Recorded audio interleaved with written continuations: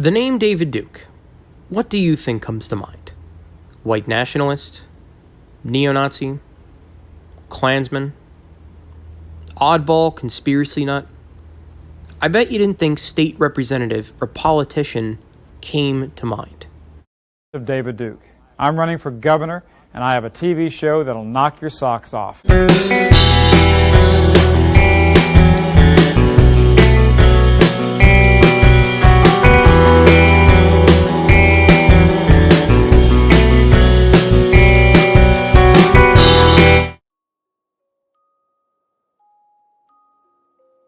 Hello everyone, and welcome back to Fun with Flags in History. I'm your host Frank, and today we're going to be talking about a pretty odd subject in American history. It's pretty short, brief, and to the point, but it makes for interesting content. Also, while I don't make any money on my videos currently, there is almost a guaranteed chance this video will get demonetized or taken down because of its content subject. So be sure to subscribe and click the notification bell to help this channel grow. Thank you. Now, let's get into the meat and potatoes of this video and hop right into David Duke's time as a state representative of the Louisiana House of Representatives. After losing the nomination to the Democratic Party in the presidential race in 1988, Duke was hot off the campaign trail as he searched for his next opportunity to get into public office. One might wonder why someone like David Duke would consider getting into politics, and it makes for a great question. So let's answer it. Duke, prior to his interest in politics, was an imperial wizard of the Knights of the Ku Klux Klan, a Louisiana-based offshoot of the original clans that were founded after the American Civil War and the second generation of the Klan that spawned in the 1910s after the release of the film The Birth of a Nation, a propaganda film depicting the Klan in a positive light. However, unlike most imperial wizards leading their own clan organizations, Duke went in a much different direction with it. For starters, he also took on the title of National Director of the Knights of the Ku Klux Klan so as to reform the image of the Klan, like reforming the image of the Ku Klux Klan would ever work in the United States. I can't see fucking shit out of this thing. Anyway, he had also made drastic reforms within the Klan itself to change the image of it within. Some of these things would include allowing female members into the Klan, encouraging Catholics to join the white supremacist organization, and promoting legality and non-violence into the Klan compared to the terroristic elements that had existed in the Klan prior to Duke's ascension into the Klan as an imperial wizard in the 1970s. As national director, Duke repeated the myth to press that the Klan was merely a pro-white and pro-Christian organization instead of being anti-black or racist, which obviously was not the case. Now keep driving, you black spear chucker piece of shit! And I'll stop that clip right there so I don't get demonetized. Anyways, moving on. In 1975, Duke ran for the Louisiana State Senate from a district in Baton Rouge as a Democrat, and was allowed to speak at a few college campuses to help promote his electoral campaign. He won around 11,000 of the votes cast in the election, which is approximately 1/3 of the total votes in his district. At some point in 1980, David Duke distanced himself from the Ku Klux Klan and eventually left, as he could not prevent Klansmen from, quote, engaging in stupid violent behavior, as well as garnering an interest for local and state politics. This was his start into politics, including the 1988 presidential election, where he ran both as a presidential candidate in the Democratic primaries for the Democratic Party in 1988, as well as a presidential candidate for the Populist Party, a white nationalist and white supremacist political party that same year. Now that we have gotten caught up, let's get back to 1988. In December of 1988, David Duke changed his political affiliation from a Democrat to a Republican, and waited for the next opportunity to rise.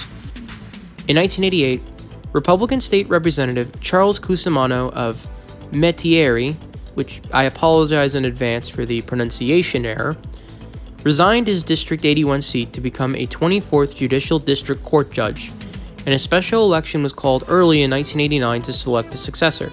Duke entered the race to succeed Cusimano and faced several opponents, including fellow Republicans John Spear Treen, a brother of former Governor David C. Treen, Delton Charles, a school board member, and Roger F. Villere Jr., who operates Villere's Florist in Metairie. Duke ran as a low-taxes, anti-busing Republican, and Duke also toned down his white supremacist and anti-Semitic views when he was on the campaign trail. Not only that, but he also constantly denied any involvement with the Knights of the Ku Klux Klan or any other neo-Nazi organization when asked about it by the press. Duke finished first in the primary with 3,995 votes, or 33.1% of the vote. As no one received a majority of the vote in the first round, a runoff election was required between Duke and Train, who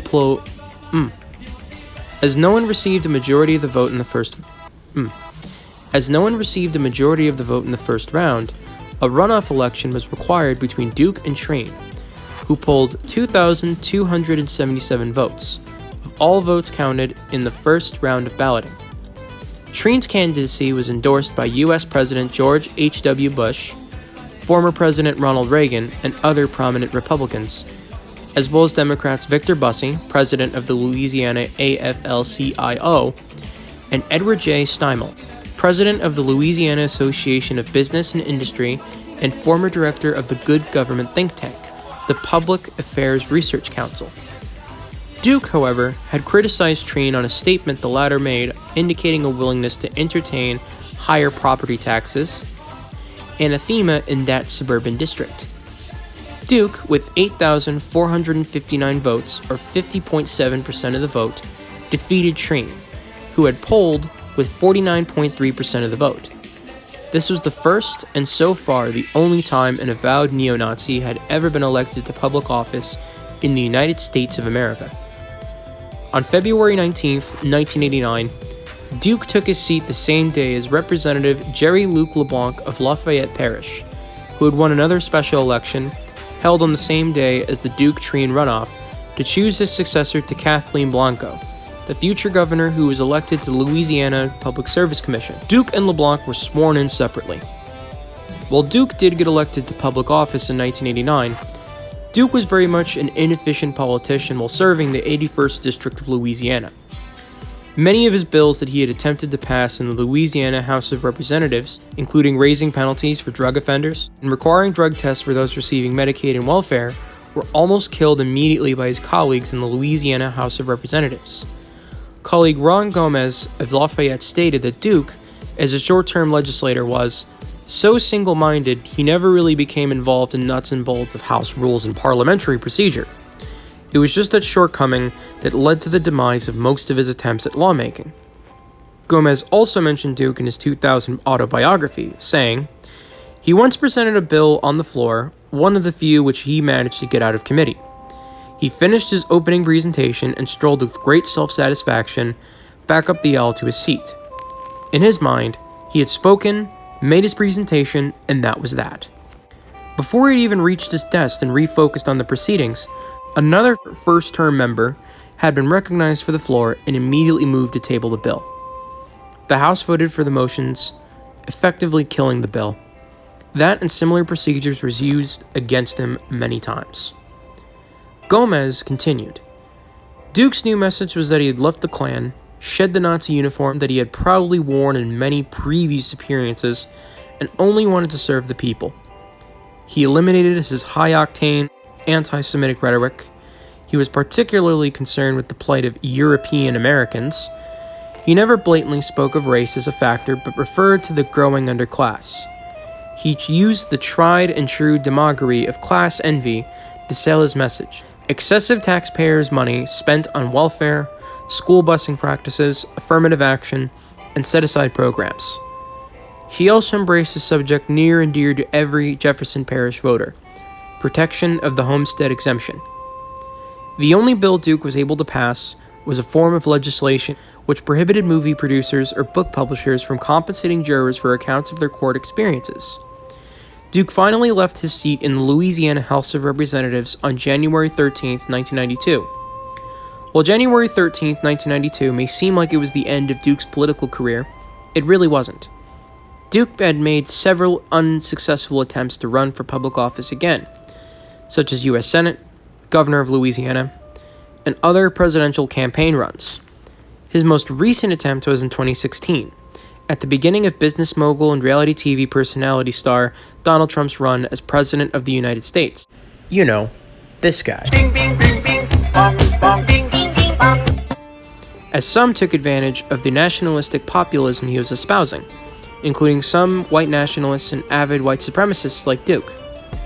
Other white supremacists and white nationalists that ran for public office over the years include Russell Walker, a South Carolinian that ran for the 48th District of South Carolina's House of Representatives. Hey, I get on the street, I see Martin Luther King. I shouldn't have said it. Martin Luther King. John Fitzgerald that tried to run for California's 11th District, and even near to my home state of Illinois was Arthur Jones' campaign for the 3rd Congressional District of Illinois. Just an extortion racket. Billions of dollars are extorted by Jews telling tall tales of woe and misfortune. So what am I trying to say with this video? Well, it's to say that when it comes to American politics, truly anyone can get on the ballot and win, including former Klansmen and avid racists. Alright guys, that's my video for today. If you like this video, be sure to like, comment, and subscribe, and click the notification bell to be the first person to watch my videos. This is of course Frank Perry with Fun with Flags and History, signing off. Have a good one.